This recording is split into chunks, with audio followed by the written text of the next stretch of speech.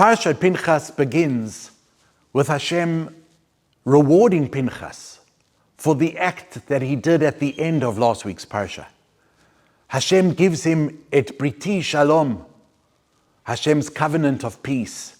And Pinchas then goes on not only to be a Kohen Gadol later on in Jewish history, but the rabbis tell us that Pinchas becomes Eliyahu Hanavi, who, as we know, survived and lives forever. But this week's Parsha is actually the end of the story from last week's Parsha. In this week's Parsha, Pinchas picks up a spear and he impales Cosbi and Zimri because they were performing an immoral, an adulterous act in front of Moshe and the Jewish people. And Moshe was dumbfounded. Pinchas then, in an act of great zealousness, picked up that spear, impaled them, and ended a plague that was plaguing the Jewish people.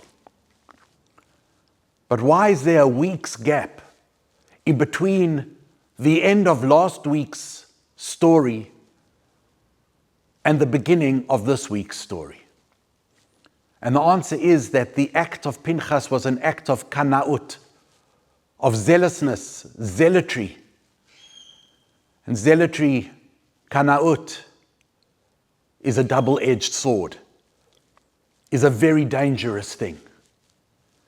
And sometimes only time can tell if the act was done purely, if the act was done without any agenda, without any other ulterior motives.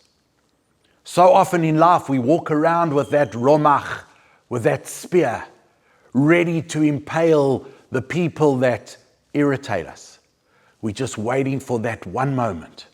We're waiting for them to do something wrong, and then we stand up with such kanaut, with such zealousness, like Pinchas, and we say, wow, we saved the day.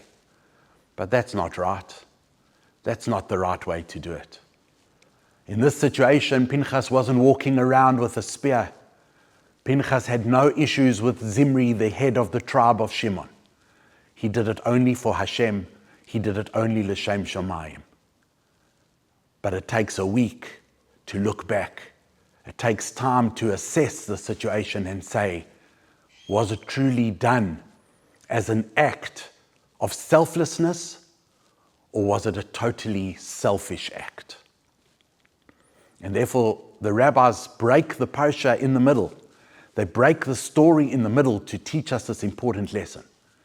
Be careful when you're being zealous. Shabbat Shalom.